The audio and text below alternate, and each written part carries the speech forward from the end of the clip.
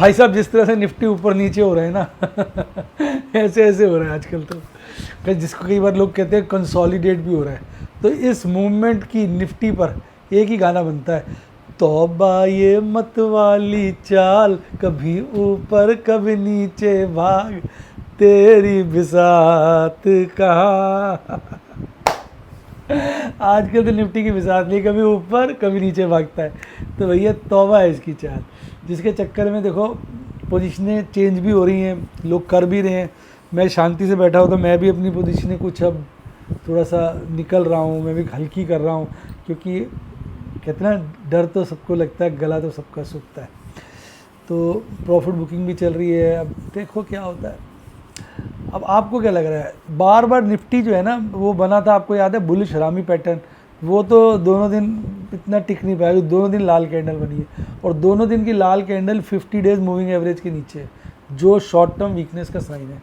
तो इन सब बातों को देख के डार्लिंग आपको क्या लगता है, बाजार पहले 24,000 काटेगा या 26,000? लिख दीजिए कमेंट में, क्योंकि मैं सारे कमेंट पढ़ता हूँ।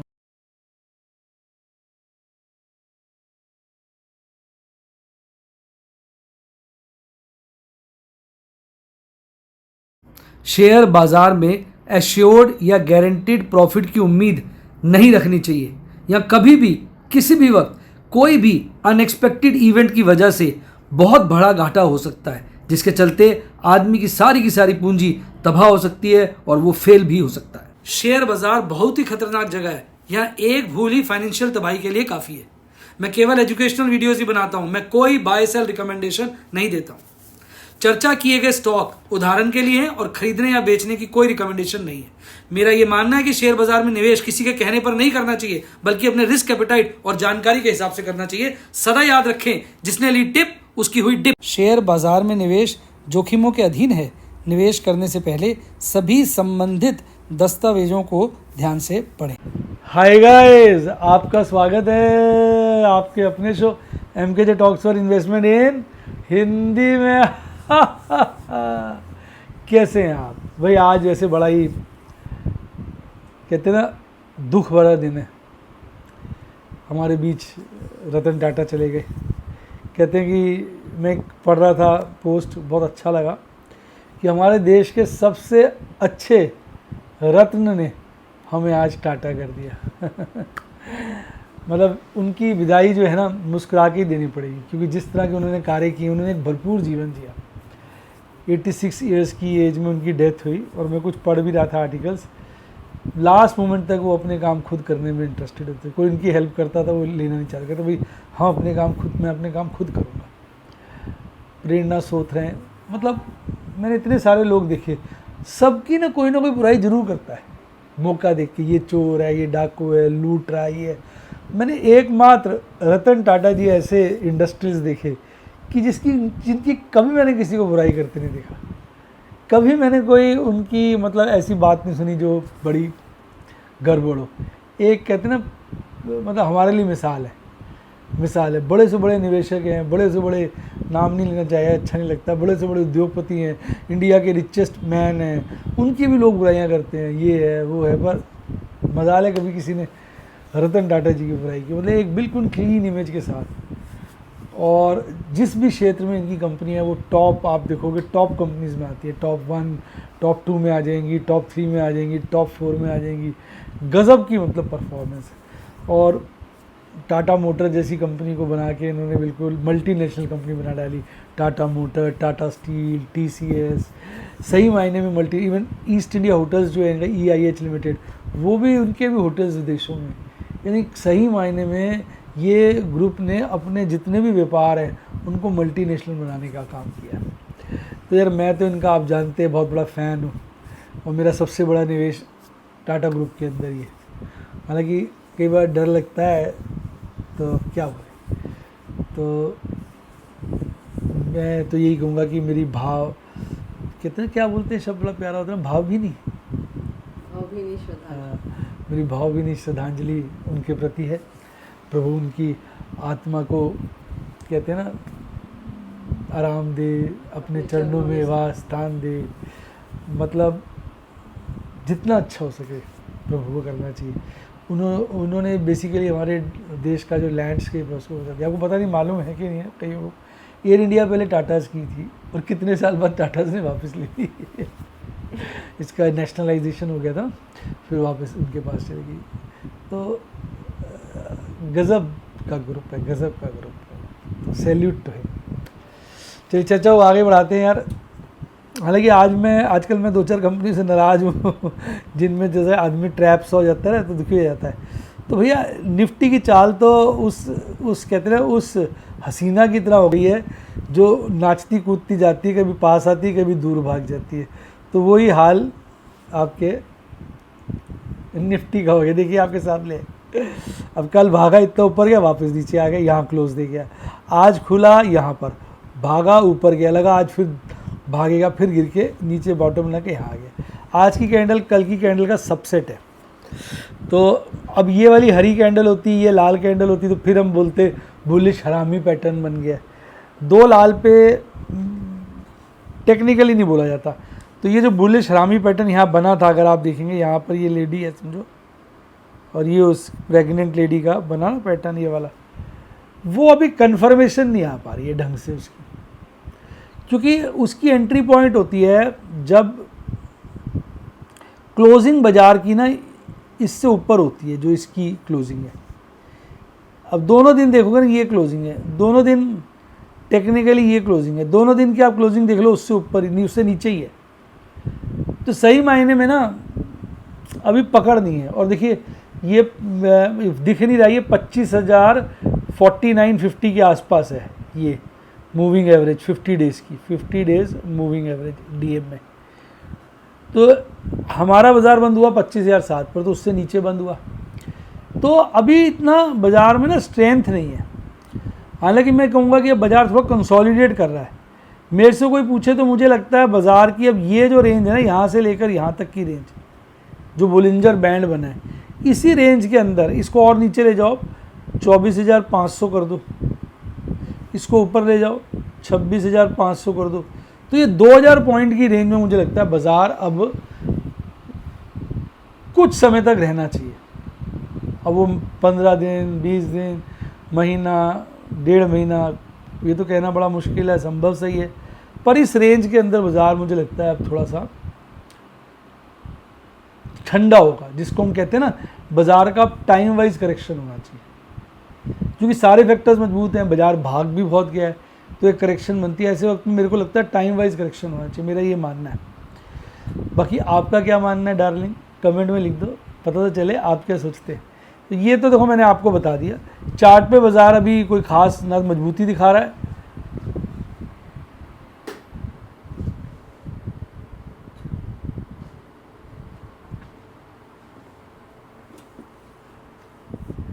आज का ही डेटा लिया ना मेरे, कल का तो नहीं लिया, आज के तरीके 10 है ना आज। हाँ ये कल लाल दिखा रहा था नीचे वाला MACD चार्ट पे कल, आज भी कल हरा दिखाया था ना, आज कल वाला लाल दिखा रहा है। ये थोड़ा बहुत ना वो एवरेज का नहीं चक्कर, मैंने आपको समझाया था, एवरेज का चक्कर होता है ना वो, तो उस दिन ये डेटा दिखाता है क्लोजिंग, अगले दिन एवरेज पे ले आता है, तो उससे फ़र्क आ जाता है।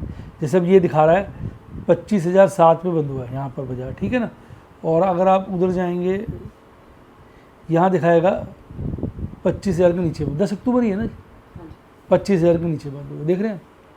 ये एक्चुअली 15 मिनट की एवरेज होती है। तो ये जो चार्ट होता है ये तो क्लोजिंग बेसिस पे बना होता है, ये वाला चार्ट, और अगले दिन ये 50 मिनट्स की एवरेज से डेटा बना देते हैं। तो अभी भी देखा जाए तो 50 मिनट्स के हिसाब से तो बाजार 25,000 के नीचे बंद हुआ है, इसलिए कल की हिस्टोग्राम की जो कैंडल थी हरी थी, पर अब एवरेज के बेसिस पे बनाया तो वो लाल हो गई है। अब ये जैसे 25,007 दिखा रहा है ना, कल जो बनेगा ये 25,000 के नीचे वाले से बनेगा, तो ये अभी हरी दिखा रहा, हो सकता है कल ये लाल नजर आए। और आपका RSI तो देखो, RSI जब तक 40 से ऊपर है बहुत डर की बात नहीं होती है, और धीरे धीरे बढ़ता रहे ऊपर तो और अच्छा है। MACD चार्ट पे भी बेयरिश क्रॉस हो, चिंता की बात नहीं, धीरे धीरे घटता जाए तो अच्छा है, ठंडा हो जाएगा बाज़ार जो है ना फिर बेटर ऑफ हो जाएगा। तो अभी टेक्निकली बाज़ार में थोड़ी न्यूट्रलिटी है, मूविंग एवरेज पे कमज़ोरी है, बोलिंजर बैंड पे कमज़ोरी है, कैंडल लोकेशन ठीक है, कैंडल खुद कमज़ोर है, MACD चार्ट पे पोजीशन ठीक है, RSI पे ठीक है। ओवरऑल बाजार लोअर साइड पे है इस वक्त, ऐसा नहीं कह सकते हम अपर साइड पे है। अब अगर देखें तो हल्का हल्का देखो ये इम्प्रूव हो रहा है।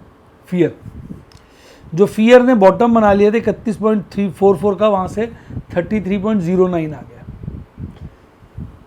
तो अगर सब कुछ ठीक चलता रहता है, इसराइल ईरान वॉर शांति से चलती रहती है, अब मैं ये तो नहीं कह सकता रुक जाए, माहौल ही नहीं रुकने वाला, तो मैं तो यही कह सकता हूँ चलती रहे, शांति से चलती रहे। ये क्या शब्द है, वॉर शांति से चलती रहे, चाइना शांति से बैठा रहे, तो मुझे लगता है हमारे बाज़ार की मूवमेंट ओवरऑल बढ़िया हो जाएगी। एक भी अच्छा ट्रिगर आता है, अब रिजल्ट्स का सेशन है, रिजल्ट अच्छे आते हैं तो बाज़ार भाग जाएगा। US डॉलर इंडेक्स थोड़ा बढ़ गया ऊपर साइड पे, तो अब ये वैसे तो रीजनेबल रेंज के अंदर है पर थोड़ा बढ़ रहा है। क्रूड थोड़ा बढ़ रहा है, वैसे रीजनेबल रेंज के अंदर है, ₹84 से नीचे रीजनेबल रेंज के अंदर है, पर ये आज बढ़ा है। तो 10 ईयर ट्रेजरी यील्ड मैं कहूँगा नेगेटिव है, क्योंकि 4 के ऊपर चली गई है। ₹103 के ऊपर जाएगा ना US डॉलर इंडेक्स, तब उसको मैं नेगेटिव दूंगा, हल्का नेगेटिव। 104 के ऊपर ज़्यादा नेगेटिव, और क्रूड 80 के ऊपर नेगेटिव, ₹84 के ऊपर नेगेटिव। तो ओवरऑल मिले जुले संकेत हैं। सबसे बड़ी समस्या इस वक्त क्या है, वो हमारे FIs है, माल बेची जा रहे हैं। मैंने कहा इन FIs की चर्चा कर रहे हैं तो साथ में एक बार अंतर्राष्ट्रीय बाज़ार भी देख लें। क्यों? क्योंकि आजकल हम जो चल रहे हैं थोड़ा सा अंतर्राष्ट्रीय बाज़ार के हिसाब से भी चल रहे हैं। तो इस वक्त अमेरिका के चारों इंडाइसिस गिरे हुए हैं। हल्की फुल्की गिरावट है डाउ जोन्स में, S&P 500 में, नैस्डैक में 0.25% से कम, 0.25% से कम। स्मॉल कैप 0.84% गिरा हुआ है। कनाडा हल्का हरा है, ब्राज़ील हल्का हरा है, पर यूरोप में अच्छे हालात नहीं है। वहाँ रशिया और आपका मिलन वो हल्के फुल्के हरे में है, बाकी सब लाल में है। हालांकि सारे हल्के फुल्के लाल में है, एक मिलन बहुत ज़्यादा गिरा हुआ है और एक आपका स्टॉकहोम, ये लगभग 0.25% से 1% के बीच गिरे हुए हैं, बाकी हल्के फुल्के गिरे हुए हैं। अगर मैं बात करूँ एशियाई बाज़ारों की तो रशिया बोल गया जापान, ऑस्ट्रेलिया हल्की फुल्की हरियाली में बंद हुए। शंघई और चाइना A20, A50 ठीक ठाक हरियाली में बंद हुए। SZSC कंपोनेंट अच्छा हरे में लाल में बंद हुआ। हांगकांग 3% तेज था, कॉस्पी हल्का सा फ्लैट था, और हमारे बाज़ार तो आपने देखे थोड़े फ्लैट से ही बंद हुए। अब प्रॉब्लम क्या आ रही है FIs की, FIs रुक ही नहीं रहे। अब इनको लिए तो एक ही गाना गाना पड़ेगा, रुक जाओ माल बेचने वाले रुक जा, कितना माल बेचेगा तू भैया, खरीद के DIs थक गए, अब वो भी पड़ गए ढीले भैया। अब देखो ना ढीले पड़ गए 2 दिन से, देखिए 2 दिन से वो खरीद तो रहे हैं, लेकिन अगर आप देखेंगे FIs से कम खरीद रहे हैं, जिसके चलते नेट बिकवाली आ रही है। इसलिए अब DIs को भी थोड़ा सा थकान हो गई है।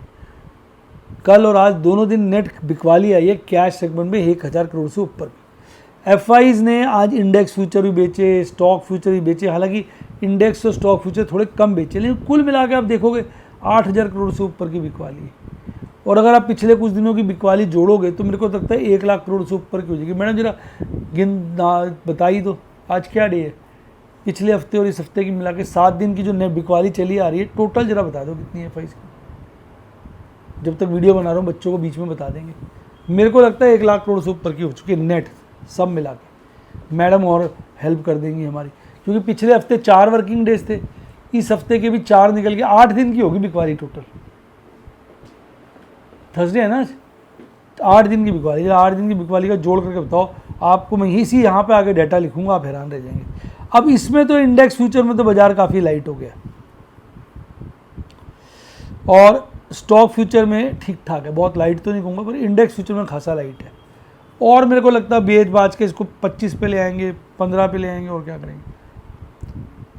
मतलब अब इतना डर नहीं है, लेकिन यार ये बदमाश है, अचानक ही कुछ पंगा कर देते हैं। अब देखो ये वाले इंडेक्स गिरे हुए थे, ये गिरे हुए थे, यानी अगर आप देखेंगे mid cap 100, Nifty next 50, Nifty 200, Nifty 500 हल्के फुल्के गिरे हुए थे, मिड कैप 50, स्मॉल कैप हल्का फुल्का चढ़ा हुआ था, निफ्टी 50 फ्लैट था, निफ्टी बैंक आज गोते खा रहा था।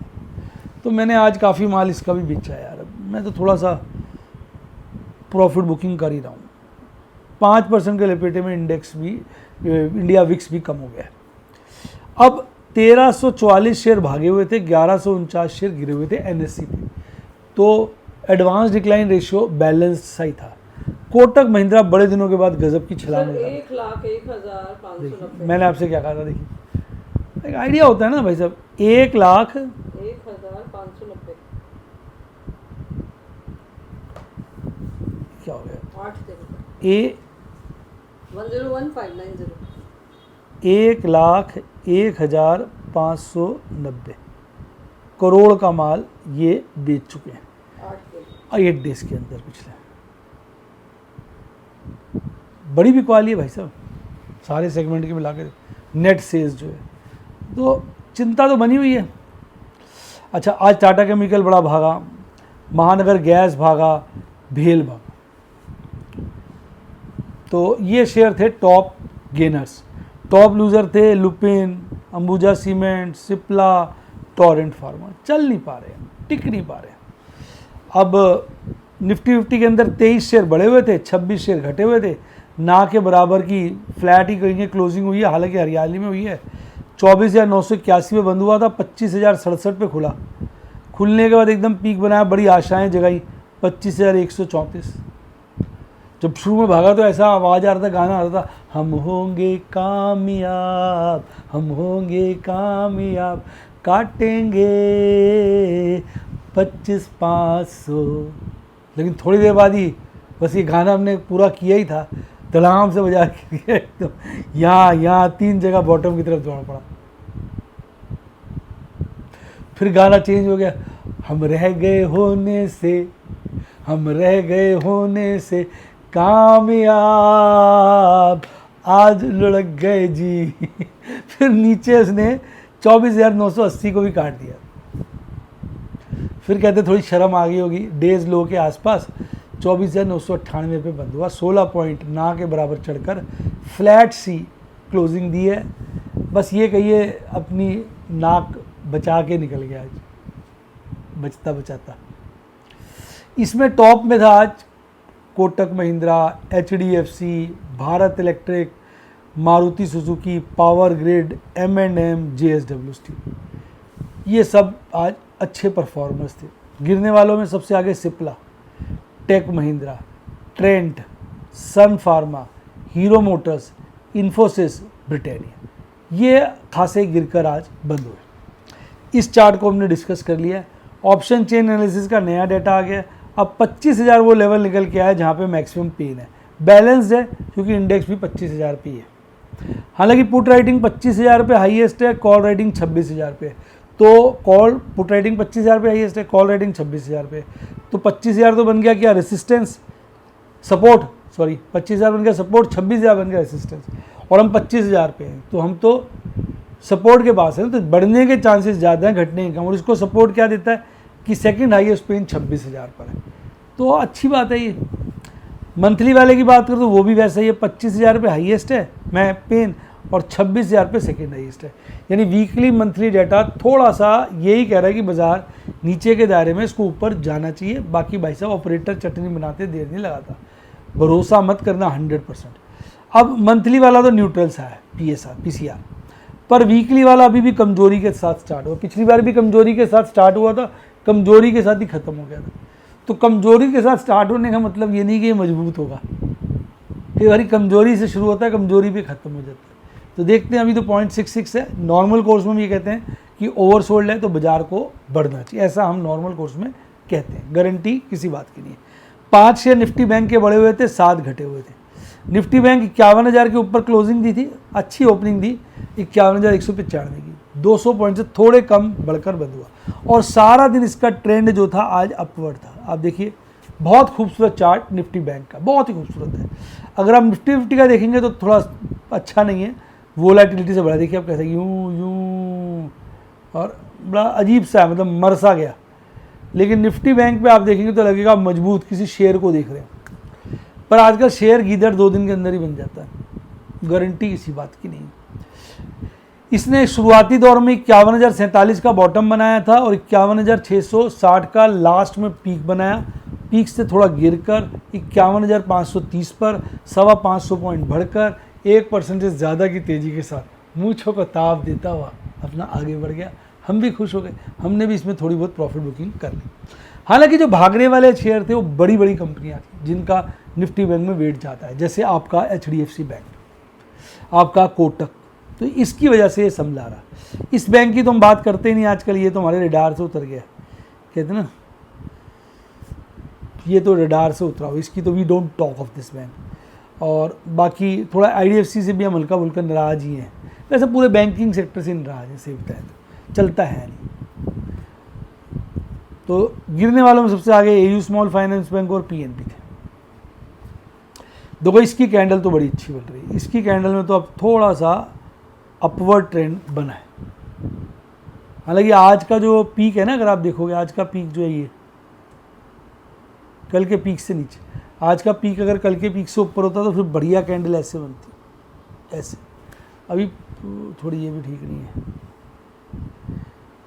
यहाँ से लेंगे ना इधर वाले पीक से, फिर थोड़ा सा हम लेते हैं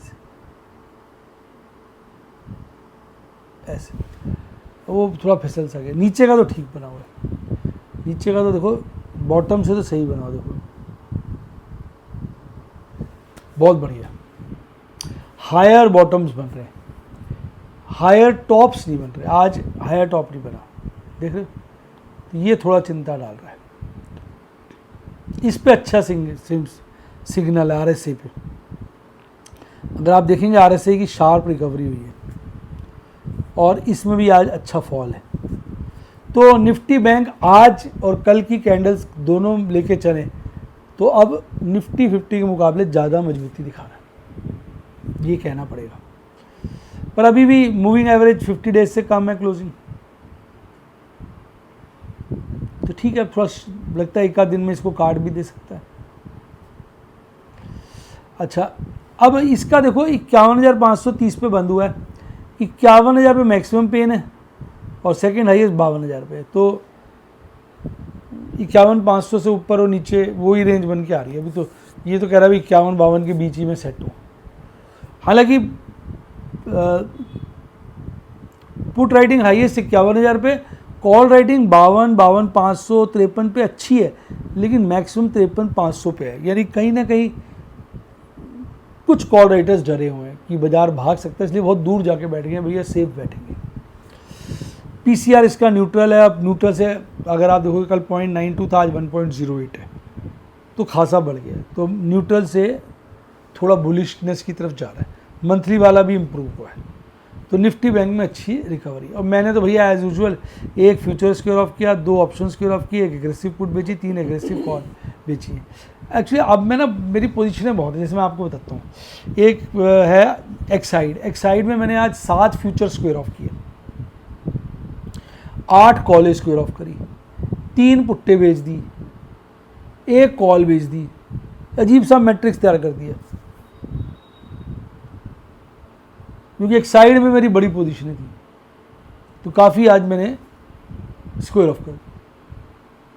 ओवरऑल उसमें नुकसान ही हुआ है, क्योंकि मुझे बस अक्टूबर के और नवंबर के फ्यूचर थे। नवंबर के फ्यूचर में बड़ा प्रॉफिट था, पर मैंने अक्टूबर के स्क्वेयर ऑफ किए हैं, अभी नवंबर के होल्ड किए हैं। कॉलों के साथ मैच करना था ना, तो इसलिए मैंने वो थोड़ी स्ट्रैटेजी बनाई। अब बाकी तो मैं प्रॉफिट बुकिंग कर रहा हूँ, ओवरऑल तो बड़ा प्रॉफिट है। देखो मैंने आज क्या क्या बचा। HCL की एक पुट स्क्वेयर ऑफ करी, 3 पुट्टे थी, 2 बच गई, 1 स्क्वेयर ऑफ कर दी, ठीक है। फिर मैंने बैंक 20 बेचे, टाटा पावर बेचा, HCL टेक बेचा, डिक्सन बेचा, मदरसन सुमी बेचा, EIH होटल्स बेचा, मन्नापुरम बेचा, क्रॉम्पटन बेचा, टाटा केमिकल बेचा, बस यही है, 2 ही शीट्स थी। तो ये सब शेयर्स मैंने बेचे। भाई मैंने तो एक बारी मन बना लिया कि मैं अपना 30% पोर्टफोलियो हल्का करूँगा, तो मन बना लिया, तो उस पर मैं लगातार काम कर रहा हूँ।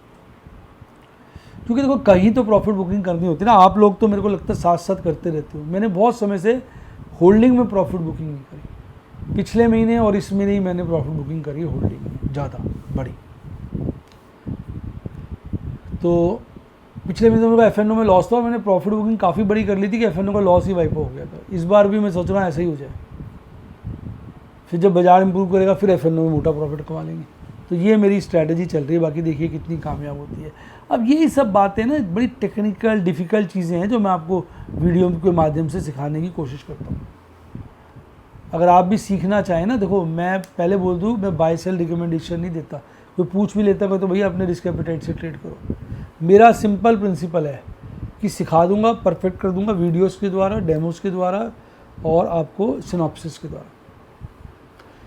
सारा रिस्क मैनेजमेंट, कैश मैनेजमेंट समझा दूंगा। व्हाट्सएप के स्टूडेंट बन सकते हैं, यूट्यूब पे स्टूडेंट बन सकते हैं। व्हाट्सएप के लिए कॉल करिए 7011 323 077 7011 323 077। डीमेट अकाउंट नहीं खुलवाया, लिंक डिस्क्रिप्शन बॉक्स में, और वो भी खुलवा सकते हैं। और दूसरा यूट्यूब पे तो आप मेंबरशिप सेक्शन में जाकर स्टूडेंट बन सकते हैं। टेलीग्राम चैनल ज्वाइन करना हो, लिंक डिस्क्रिप्शन बॉक्स में, उसी से करना। बाकी टेलीग्राम चैनल फेक बहुत बनेंगे। इसी के साथ साथ bye, God bless you, happy investing. और आप स्टॉक मार्केट के बेताज बादशाह।